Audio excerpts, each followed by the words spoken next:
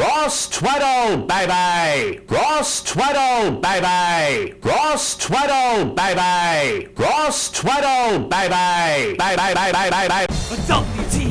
WTF! Bon qui, je m'appelle Ross Twaddle from Cultaholic.com and welcome to all the WTF moments from last night's excellent, well thought out episode of WWE Raw. I'm not going to bother with a little summary of what I thought about last night's show. I just want to remind you at this time that Survivor Series is the only time of the year where Raw and SmackDown Live superstars go head to head. So we started last night with Vince McMahon. Vinny waltzed out and the Cincinnati crowd gave him a humongous pop. You take a Brother Love pop, you take a Bobby Lashley pop, you put them together, shake it all about, and that's the pop Vince McMahon got last night.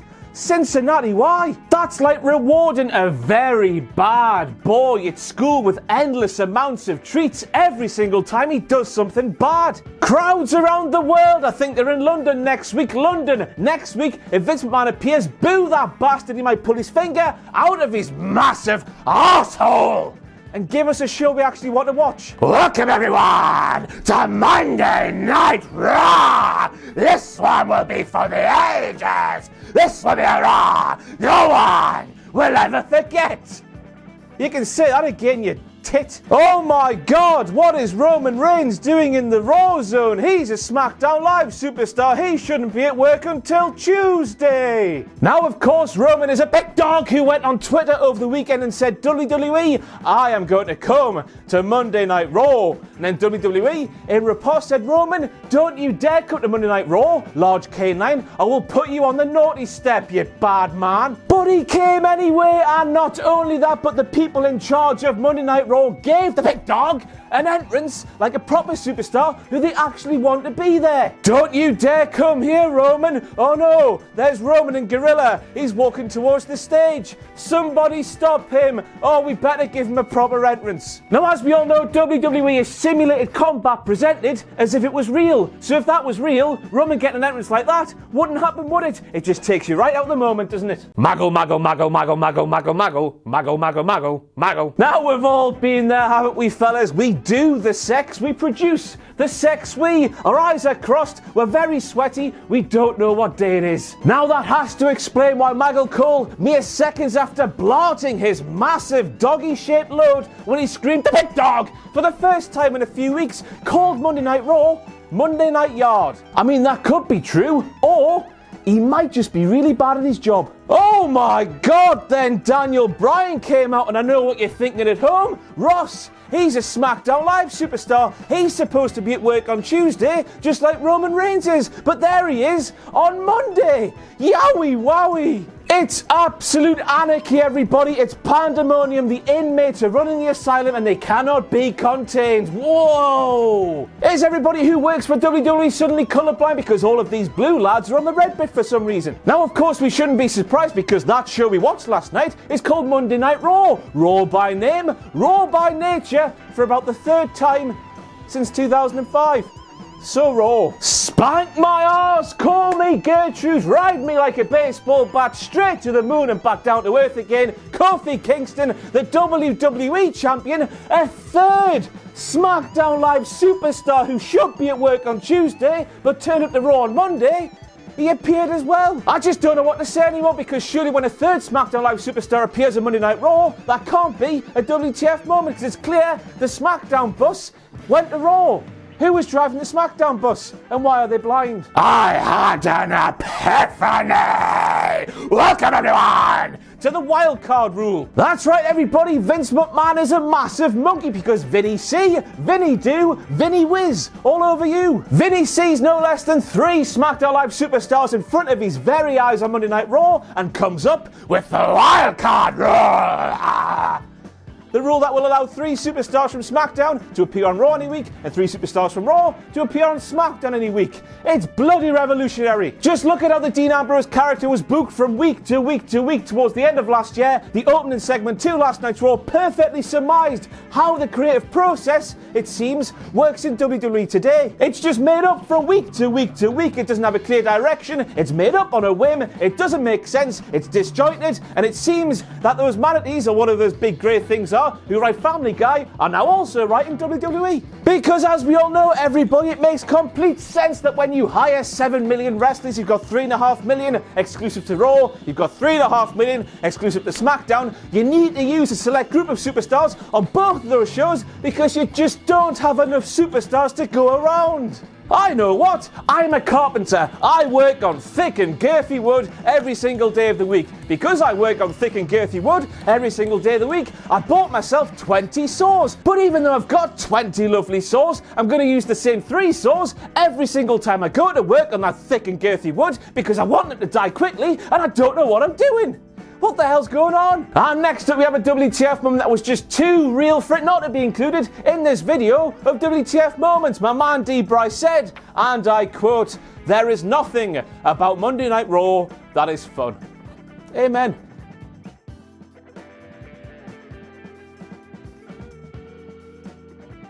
A Monday Night Raw superstar appearing on last night's Monday Night Raw. I do not know what to do myself. You can take my momentum, but you'll never take my brand. Drew McIntyre probably said just before he came out. Nevertheless, judging by the way last night's show kicked off, seeing Drew McIntyre, a Raw superstar, appear on WWE Raw has to be, go towards the border and stuff. The end is nigh, the end is nigh, time to run away, the end is nigh, nigh. What if tonight we had a WrestleMania rematch? Oh, God. What if tonight we had another WrestleMania rematch? Because I'm 70,000 years old, I know these 4 men did the graps at WrestleMania, but I can't for the life of me remember what the hell happened. So I need to see them again, Vince probably said backstage. 5 words. New era, same old grapefruits. Here's a direct quote from Vince McMahon read in the style of Cultaholic.com's Ross Tweddell. Because Ross Tweddell's voice is very sore right now. It's the wildcard rule, Alan. 3 members of SmackDown could be invited to Raw. 3 members of SmackDown could be invited to SmackDown. You know what I'm trying to say? I guess we do, Vince. But do you know what the hell's coming out of your mouth? I don't think you do. So next up, Sethy Poo comes out and he says, AJ Styles, you didn't build SmackDown Live's house. SmackDown Live's house been around for 20 years. Thousands of episodes. It was fine before you came, and it's fine now you've gone. This, though, this is my show. This is Monday Night Rollins. The show, of course, that's been around for way longer than SmackDown Live. The show, of course, has had way more episodes than SmackDown Live. The show that was pretty crap when Seth Rollins arrived in WWE's main roster, and the show now that Rollins is Universal Champion, it's not his fault though, is it? The show that's now even worse than it was back then. That made sense. Yes. But I don't think Seth thought that one through, did he? What she say? Say, shut up, Renee. What she say? Say, shut up, Renee. The chemistry between Lashley and big baldy bastard Baron Corbin is deadly right now. They teamed and lost on the April the 15th episode of WWE Raw. They teamed and they lost at Fastlane 2019, and they teamed and they lost on the February 11th episode of WWE Raw, Renee. When they're together, Renee, they lose more than they win. Not only do they kill us fans because they are bland as mashed potato, but they also kill each other's careers because they're not very good at tag team stuff. And I know they won last night, but that was a fluke. And next up, we have to send a massive thank you to Jimmy Morgan for spreading the good name of Cultaholic throughout the WWE Universe at last night's Raw. Do what he did next time you go. And next up, we have Michael Cole, who of course used to be a proper, real, serious journalist who reported on proper, real and serious wars, for Christ's sake, asking if that phenomenal forearm from AJ Styles I need to stop doing that Vince McMahon thing. If that phenomenal forearm from AJ Styles to Seth Rollins was an accident. Big baldy bastard Baron Corbin was there, Michael. It was clear that Alan was aiming for big baldy bastard Baron Corbin's big baldy bastard heat. You're just making up something out of nothing. Which means, in fact, you're a good journalist. So well done. Oh. What she say? Say, shut up, Renee. So dastardly, horrible, disgusting, bottom-feeding, trash bag, ho, heel. Sami Zayn comes out, and the babyface commentator on WWE Raw, Renee Young, says, "Wow, guys, this is my favourite part of Raw." That's right, everybody, the babyface commentator on WWE Raw claimed that her favourite part of the show is the part when the ginger man comes out and insults the fans who pays their hard money to keep the show on the road and whatnot. She shouldn't be saying that. But let's pick apart Sami Zayn's promo, shall we? He asks what his fans have got to moan about this week. He brings up Roman Reigns coming across from SmackDown Live to Raw. I say to you, brand split Sami Zayn and that phony bollocks on Twitter over the weekend. It's crap. Sami says we're getting a WrestleMania rematch between Bryan and Kofi Kingston. What you got to moan about that, fans? Already seen it. And rematches, of course, the clauses don't exist. Yeah, Vince McMahon gives a rematch to the man who lost the WWE Championship at WrestleMania. That's bollocks as well. What she say? Say, shut up, Renee. And then we have Renee remembering what the hell she's supposed to be doing behind that commentary table on last night's Raw. Mere minutes after Renee Young claimed that Sami Zayn was her favourite part of Raw. Mere minutes after Sami and Renee were being all pally and iconic, you bloody bastards, on the ramp. She said somebody needs to shut this man up.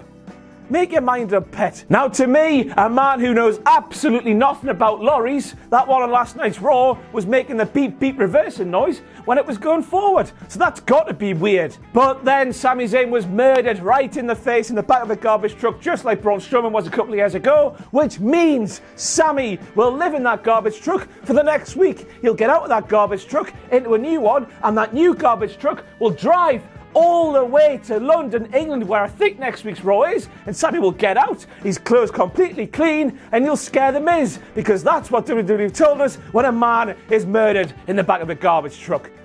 My voice. And now it's time for this. Wankety wank, wankety wank, wankety wank, wankety wank, wankety wank, wankety wank, wankety wank. Hello everybody and welcome to Wankety Wank, the section of these WTF Moments videos where you point out something I've missed and I give you the credit because I'm a wholesome human boy. Thank you to Brody for having some good eyes and spotting the link between garbage trucks on WWE TV. And then mere seconds after seeing a man murdered in the back of a garbage truck, a WWE employee's life. Sorry, an independent contractor. Which sort of makes this make sense now, because why would you give a toss about an independent contractor who's actually your employee? But anyway, mere seconds after Sami Zayn was murdered in the back of that garbage truck, Michael Cole was laughing, saying, "Haha, guys, wasn't that so gnarly and cool? Braun Strowman took out the trash."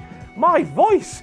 A man died, my muggle. So Natalia's all like, "This is really cute." A few moments later. Then she's like, "This is really tacky," but who cares about that, because she's the best there was, the best there is, and the best there ever will be. Made a grave mistake, Corey. And next up we have Corey Graves calling last week's brawl between Becky Lynch and Lacey Evans unbelievable. And I don't know about you, but I don't know how Corey Graves can call that brawl unbelievable when he saw that exact same brawl happen week after week after week in the build-up to WrestleMania, involving Lynch, involving Ronda Rousey, and involving Charlotte Flair. The only thing unbelievable about that brawl on last week's Raw is the fact that it happened again after weeks and months and weeks and months of the same thing happening again. Made a grave mistake, Corey. You know how much time it takes to handwrite invitations, Renee? Who cares, Corey? Those ones are clearly printed. Dun dun dun dun dun dun dun dun dun. Do you think that Lacey Evans' woman's right is absolutely devastating? Do you want to see the suspension of disbelief involved in that move absolutely murdered right between the eyes as I, Kevin Dunn, show a slow motion replay easily showing how the woman does it while creating such a massive noise? If you are that person, Kevin Dunn had you covered on last night's Raw because he showed the most arse backwards replay in the history of replays, because we clearly saw Lacey Evans throwing a punch but also slapping there. Boom, boom, ba-boom.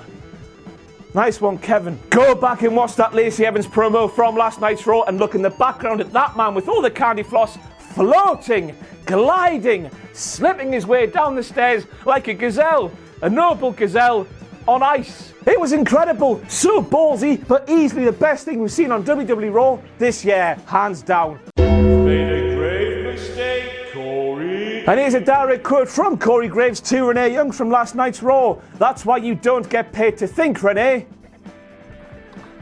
She does, though.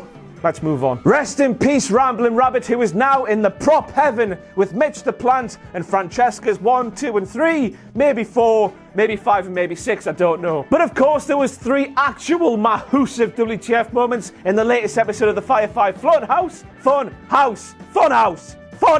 The first of which was Mercy the Buzzard saying the word damn on a kid's TV show. Those precious little ears, man. The second is that Mercy the Buzzard is quite literally wailing Mercy because he said Waylon Mercy's catchphrase, do you know what I mean? I didn't even realise Waylon had died and had been reincarnated inside a Buzzard. Had you? And thirdly, for some reason, WWE decided to show those kids in the front of shot an episode of WWE Raw when they were inside the Firefly Fun House. If they just looked around and watched Bray Wyatt instead of watching an episode of WWE Raw from this year or last year or the year before or the year before that, they would have been smiling. Why would they do that? Child cruelty, arseholes. And finally, we might as well bring it up, but Bray Wyatt did not pick up that sheep because he is a sheep shagger. He picked up that sheep like that because your child at home is a sheep. They're going to be brainwashed and Bray Wyatt will slaughter them and he'll laugh while doing so. More blue men turning up for work 24 hours early. Wow. Now I know that Vince McMahon just made up that wildcard rule on the spot last night, but the appearance of Elias raises a very good question. If 3 SmackDown Live superstars decide they want to go to Monday Night Raw one week, and one of them doesn't tell everybody else, what happens if 4 SmackDown Live superstars turn up? And I know we'll get that later on with Lars Sullivan, but not everybody is Lars Sullivan and makes Vince McMahon scared. Now I know they'll just make up another rule on the spot because that's how WWE creative works these days, but still, it's a concern that I would like answered. Charlie Caruso is an interview pervert. Charlie Caruso is a conversation creep. Charlie Caruso is a dialogue deviant. She and a full camera crew and a man with a boom hide in the darkest corners of the arenas, waiting, preying on an unsuspecting superstar like Shane McMahon, who of course is the best professional wrestler in the world today, so they can pounce and interview that sweaty bastard when he's least expecting it. Weirdo. Last week they were embarrassed by the Usos, and I'm still stood here 7 days later, and I still don't understand why one man shaving another man's back when one man alone cannot reach everywhere on the back is embarrassing. Michael Cole, tell me why. The Usos put some cream in the Revival's trunks and made the Revival's willies all hot. Their winkies are on fire. Look at Scott Dawson scooting round the ring like a dog with an itchy arse. Now, I don't care that the cream started to work right on cue, which is really unrealistic, or the fact that the Usos were talking about the Revival's little ooses because they've got little willies as well. It was just crap, wasn't it? And just made you appreciate the Revival for being ungodly professionals and unbelievable troopers. Scott Dawson especially deserves a medal for what he did on that stage on last night's Raw. Now I know this storyline's supposed to be embarrassing for the Revival, but all it's doing for me is making the Usos unbearable to watch. Look at how goofy they are. They're having so much fun. Aren't they so fun to watch? Nah. They're just worse than they used to be. WWE, of all the things that needed changing on your programming, why would you change the Usos when the Usos didn't need changing? And next up we have a direct quote from Michael Cole in the seconds before that WWE Championship match between Daniel Bryan and Kofi Kingston. This match is gonna be hot! You dirty bastard. 5!